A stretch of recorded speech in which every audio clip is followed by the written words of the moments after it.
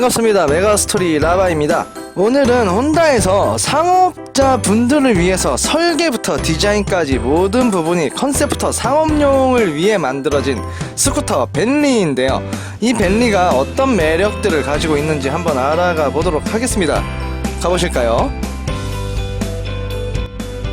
자, 그럼 디자인을 먼저 보실 건데 디자인은 이전에 봐오던 일반적인 스쿠터하고 정말 다른 디자인의 유형을 가지고 있습니다. 일단 이 벤리의 디자인이 선구주자예요. 이렇게 혼다가 역시 선구주자를 참 잘하는 것 같은데, 가장 먼저 내놓은 이런 디자인을 유형을 보고 많은 브랜드들이 이 디자인을 많이 뺏기고 더 좋게 또 만들어 내놓은 바이크들이 참 많죠. 이 벤리가 아무튼 시초인데 정면을 보시면은 헤드라이트 부분도 정말 귀엽게 생겨 있지 않나요?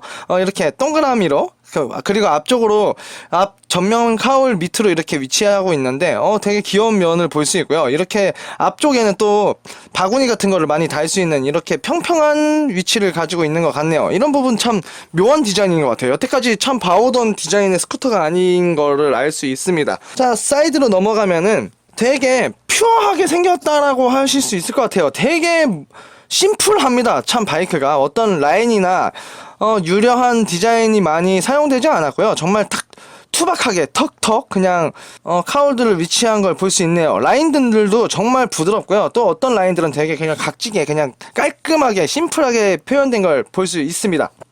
뒤 시트 같은 경우에는 탈부착이 가능하게 만들어 놨죠. 이게 또 시트를 띄면은 되게 평평하게 기본형이더라도 짐을 충분히 실을 수 있는 공간을 나올 수 있는 걸 볼 수 있는데, 이런 부분들이 정말 딱 사업자분들을 위해서 만들어진 게 아닐까 생각을 합니다. 다만 되게 아쉬운 거는 발판이 생각보다 너무 좁아요. 그래서 이 발판을 후속으로 만약 벤리가 나오면 좀 넓게 만들어줬으면 좋겠다라는 생각을 하고 있고, 개인적인 소망입니다. 그리고 실제로 이 벤리를 모티브로 해서 따라 만든 바이크들은 이 앞에 발판을 되게 넓게 만들고 있죠. 벤리도 꼭 이 발판이 다음에 만약에 후속이 나온다면 넓어졌으면 좋겠네요. 기본적으로 딱 봐도 되게 바이크가 작아 보이고 정말 가벼워 보이죠. 실제로도 정말 무게가 가볍습니다. 충분히 사람의 힘으로 들고 나르고 하는 데는 크게 부담이 되지 않을 정도로 작고 가벼운 바이크니까요. 디자인으로도 그렇게 정말 작게 보이네요. 바퀴 사이즈도 정말 작고 휠베이스도 정말 짧은 걸 볼 수 있겠네요.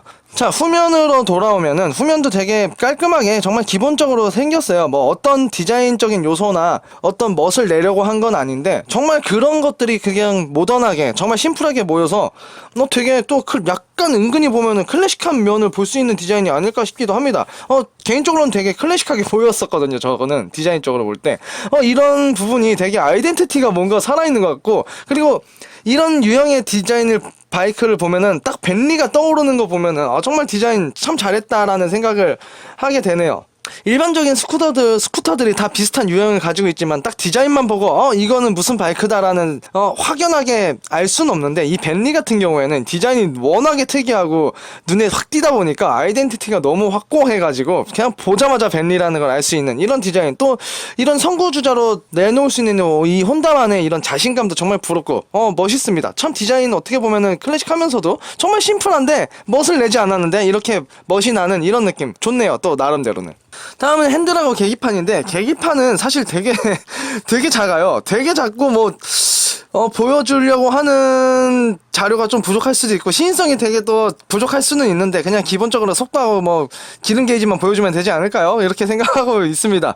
미터 게이지도 디지털도 아니고 이렇게 돌아가는 형식인데 되게 또 클래식한 면도 볼 수 있네요.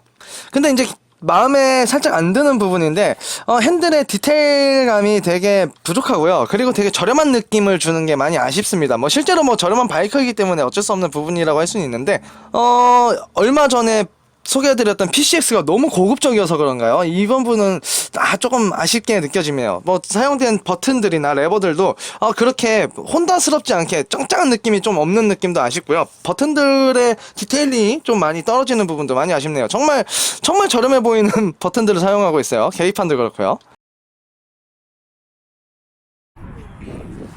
자, 그럼 이 벤리가 주행을 하면서 어떤 느낌을 주는지 한번 알아가 보도록 하겠습니다.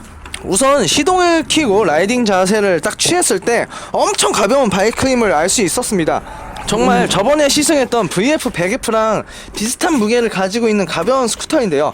그러나 앞쪽은 VF보다는 정말 조금 묵직한 느낌이 들었습니다.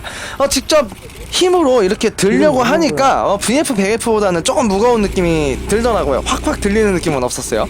우선 바이크에 앉아보면 엄청 낮은 시트고하고 핸들을 볼 수 있는데, 이게 사실 라이딩 자세를 취했을 때 편안함을 준다는 느낌은 많이 부족했던 것 같아요.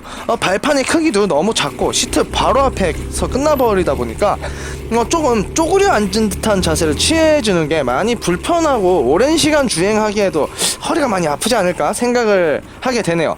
그리고 발판을 앞으로 쭉 내밀어서 밟을 만한 곳이 또 없는 게 많이 아쉽고요.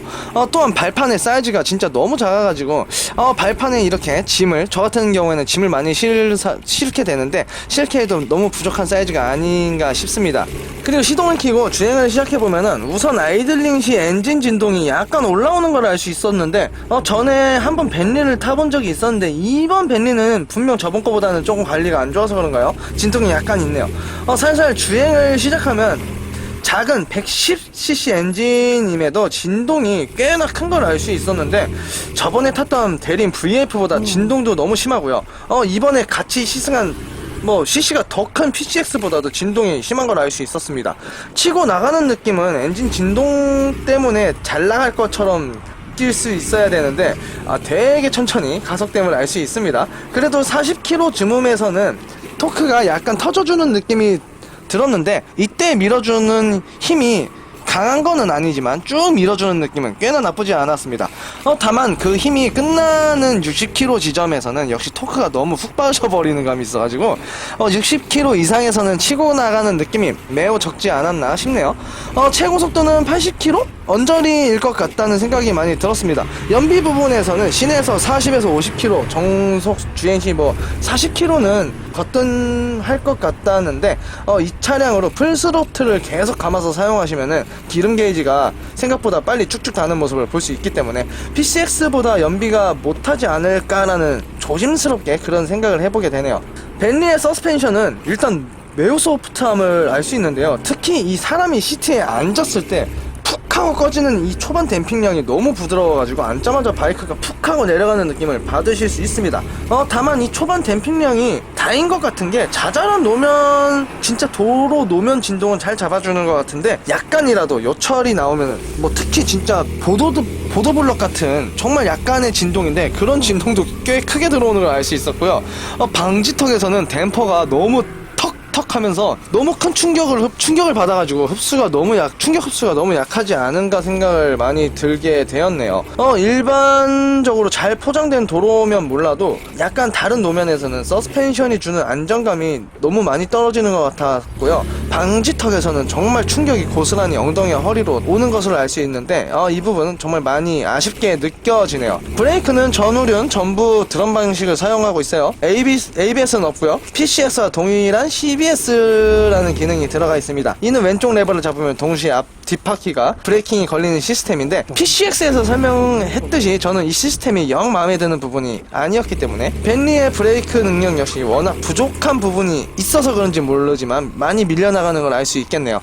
그나마 워낙 부드러운 서스펜션 댐핑량 때문에 브레이킹 시에 앞으로 뭔가 이렇게 푹 하고 꽂아버리는 느낌이 든다는 거, 그거 한 가지만 약간 만족스럽다? 이 정도일 것 같아요. 코너링은 워낙 가볍고요. 휠베이스도 워낙 짧아가지고 정말 짧은 바이크이기 때문에 바퀴도 작고요. 이 바이크로 정말 짧은 코너, 단타치기, 칼치기에는 용이할 수 있으나 중고속 영역에서는 코너링이 너무 많이 불안정하고요. 특히 앞쪽 핸들이 너무 가벼워가지고 핸들이 이렇게 털리는 경우도 있기 때문에 고속에서는 그냥 코너링도 그렇고 고속 주행 자체가 많이 위험하지 않을까라는 생각을 하고 있고, 그렇게 말씀을 꼭 드려야 될 것 같습니다. 자, 그럼 오늘은 혼다의 상업자를 위한 바이크 벤리를 시승했는데요. 저번에 대림 VF 100F하고 거의 동급으로 봐야 하고 같은 상업자 바이크로 봐야 하기 때문에 어떤 장단점들이 있을지 보고 싶었는데, 이번 벤리는 기본적으로 튜닝 없이도 뒷좌석을 탈부착해서 짐칸으로 활용하고 뭐 승객석도 활용할 수 있는 그런 기본적인 시스템이 있는 건 좋았고요. 그리고 바이크도 되게 유니크하게 생겼고 귀엽고 이쁘잖아요. 정말 조금만 튜닝하셔도 정말 자기만의 개성을 살리기에도 좋은 바이크가 아닐까 싶었습니다. 그리고 워낙 파츠도 많기 때문에요. 근데 이 바이크의 사실 주행성이 너무 많이 떨어지는 것 같아가지고 많이 아쉬운 바이크가 아니었나 싶어요. 사실 이번 벤리의 상태가 그렇게 좋다는 느낌을 받진 못했는데 일단 벤리가 주는 이런 주행성이나 브레이킹 능력이 너무 많이 좀 떨어지는 게 아닐까 싶었습니다. 그리고 오늘로 저는 VF100F와 벤리 중 어떤 걸 선택해야 할지 고르라고 한다면 저는 무조건 VF100F를 골라야 되겠다는 확신이 오늘 드는 날이 아닐까 싶었습니다. 그럼 지금까지 메가스토리 라바였고요. 다음 시승기에서 또 인사드리도록 하겠습니다. 감사합니다.